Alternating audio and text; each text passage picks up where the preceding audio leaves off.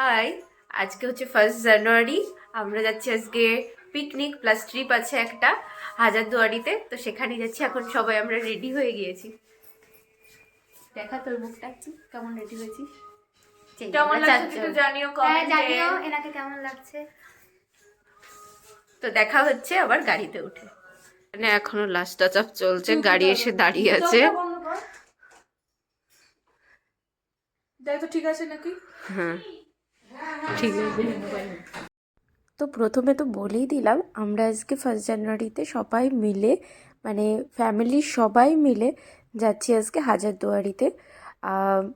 ওই একটা ছোটোখাটো পিকনিক মতোই, মানে রান্না করে কিছু খাওয়া দাওয়া হবে না, কিন্তু সবাই মিলে একসাথে ঘোরা খাওয়া, এটাই একটা আলাদা মজা।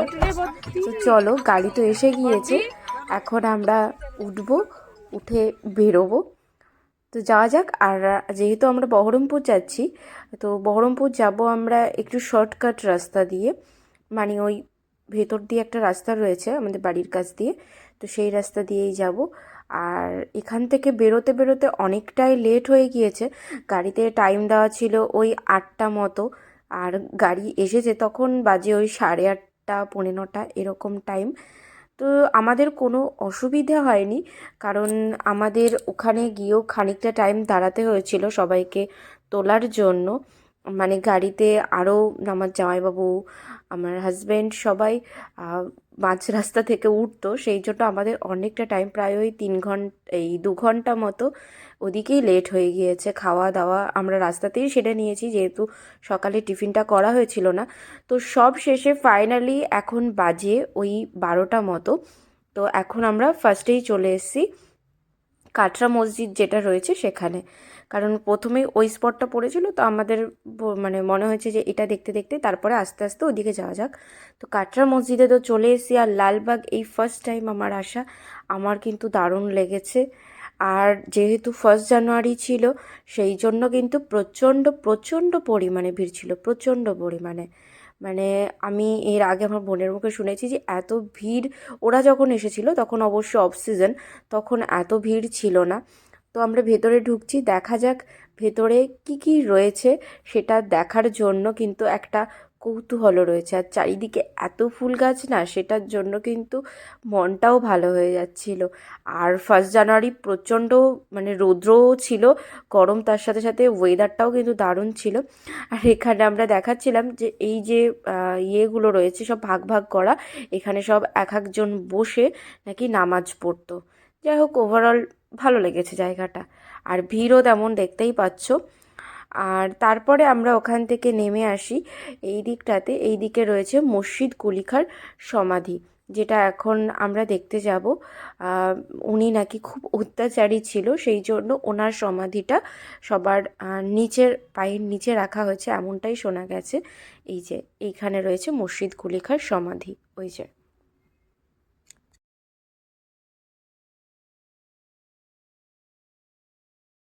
তারপর এখান থেকে বেরিয়ে আমরা যাব আমাদের নেক্সট ডেস্টিনেশনে। আর এখানে যে বোর্ডটা রয়েছে, এখানে সব কিছু ডিটেলসে দেওয়া রয়েছে। আর হ্যাঁ, এখানে কিন্তু একটা শিব মন্দিরও রয়েছে। আর এই যে ভাঙা ভাঙা দেখা যাচ্ছে, এইখানে নাকি ওটাকে কি বেশ বলে, ওয়াচ টাওয়ার টাইপের ছিল চারিদিকে, সেগুলো এখন ওই বিভিন্ন মানে এতদিন হয়ে যাওয়ার পরে ওগুলো এখন ধ্বংসাবশেষ টাইপের, মানে ভেঙে চুরে গেছে এরকম টাইপের রয়েছে। তো গাড়িতে উঠে ফার্স্টে আমাদের ঠিক হলো যে আমরা আগে কাঠগোলাপ যে বাগান রয়েছে সেখানে যাব, তারপর সেখান থেকে এসে আমরা যাব হচ্ছে হাজারদুয়ারিতে খাওয়া দাওয়া করে। আর আমি জানো তো, একটা সত্যি কথা বলছি, আমি ফার্স্ট টাইম ইক্কা গাড়ি দেখলাম, মানে নিজে চোখে, বইও তো অনেকই পড়েছি, কিন্তু এই ফার্স্ট টাইম দেখলাম, খুব ভালো লাগছিল দেখে। কাঠগোলাপ বাগানে এসে আরও দেখি যে এখানে তো আরও ভিড়, মানে কাটরা মসজিদে কী ছিল, ওখানকার থেকে এখানে পুরো লোকে গিজগিজ করছে। এটাও বেশ দারুণ একটা পরিবেশ, আমার তো খুবই ভালো লেগেছে সব কটা জায়গা।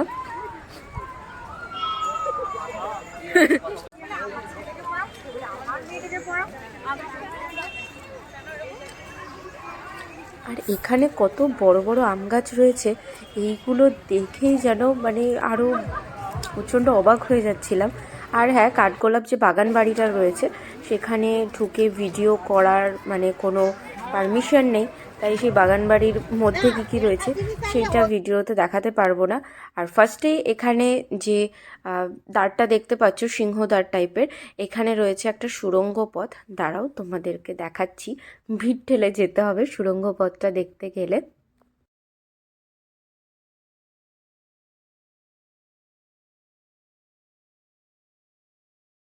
যাই হোক, অবশেষে একটুখানি আমার দাঁড়ানো মতো জায়গা করতে পেরেছি। এখানে রয়েছে সুড়ঙ্গ পথ গঙ্গার নিচ দিয়ে, আর নিচ দিয়েই শুনলাম মনে হলো। তো এখানে যে সুড়ঙ্গ পথটা রয়েছে, আর সেখান দিয়ে নবাব নাকি যখন বহিঃশত্রুর আক্রমণ হতো তখন ওই সুড়ঙ্গ পথ দিয়ে পালাতো, মানে গেট তুলে দিলে তখন গঙ্গার জল সরে যেত, তারপরে আবার যখন গেটটা নামিয়ে দিত তখন আবার গঙ্গার জল ওখানে ভর্তি হয়ে যেত, তাই শোনা গেছে।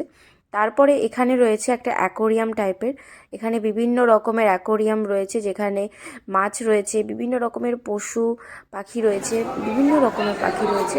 আর এই যে এখন আমরা বাগান বাড়িতে ঢুকে পড়েছি। যাই হোক, ভিতরে তো যেহেতু মানে ক্যামেরা করার পারমিশন নেই সেই জন্য করতে পারিনি। তবে যদি আসো তোমরা লালবাগ ঘুরতে, তবে কিন্তু এই কাঠগোলাপ যে বাগান বাড়িটা রয়েছে এটা কিন্তু অবশ্যই ঘুরে যেও। মানে ভিতরটা এত সুন্দর, তোমরা মুখে বললে বুঝতে পারবে না যদি চোখে না দেখো। আমার কিন্তু দারুণ লেগেছে এই বাগান বাড়িটা। তারপর কিছুটা রিলস শ্যুট করার পরে এখন আমরা এখান থেকে বেরিয়ে যাব, নয়তো আবার হাজারদুয়ারিতে যেতে হবে। ওখানে গিয়েও যেহেতু সব জায়গাতে আজকে ভিড় রয়েছে, ওখানে গিয়েও প্রচণ্ড টাইম লাগবে। আর ওখানে যেহেতু 5টা পর্যন্ত টাইম, তারপরে আর টাইম নেই, সেই জন্য একটু হুটোপাটাও ছিল। আর এখানে এই যে প্যালেসটা দেখতে পাচ্ছ, এটা এখন রেডি হচ্ছে।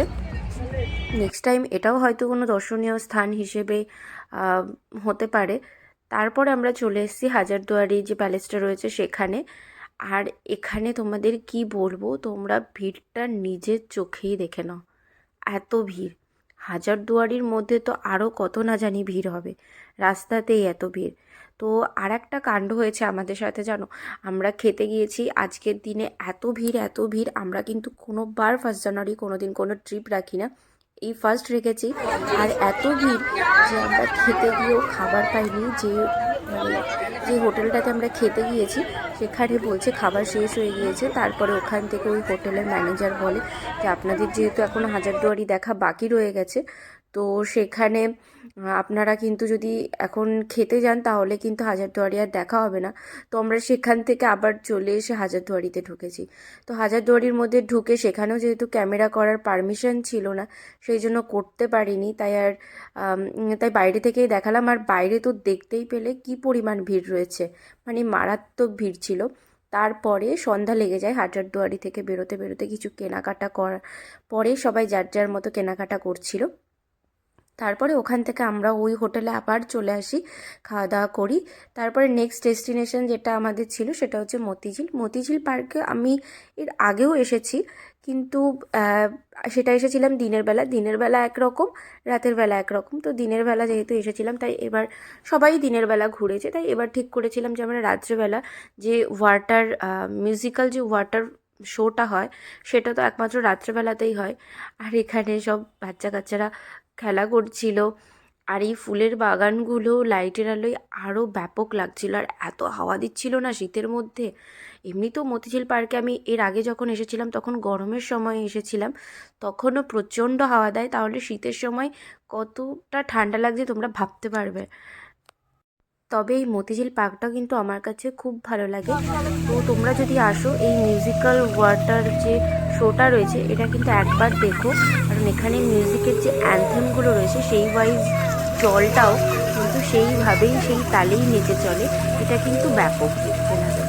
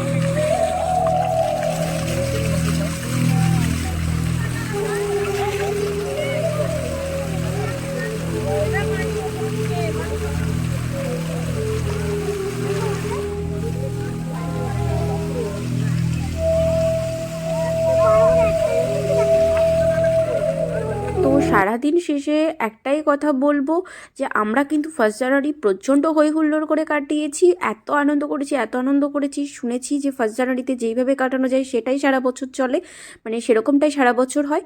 তো দেখা যাক আমার ফাটা কপালটা যদি একটু মানে ঘুরে যায় সারা বছর, যেন এইভাবেই মস্তিতে কাটাতে পারি। তো তোমাদের 1 জানুয়ারি কেমন কাটলো তোমরাও কিন্তু আমার কমেন্টসে বলবে, প্রচণ্ড মজা করেছো কি না, কে কীরকম মজা করলে। তো ব্লগটা এখানে এন্ড করছি। যদি ভিডিওটি ভালো লেগে থাকে তবে অবশ্যই লাইক, কমেন্টস আর শেয়ার করতে ভুলবে না, চ্যানেলটিকে সাবস্ক্রাইব করতে ভুলবে না কিন্তু। টাটা।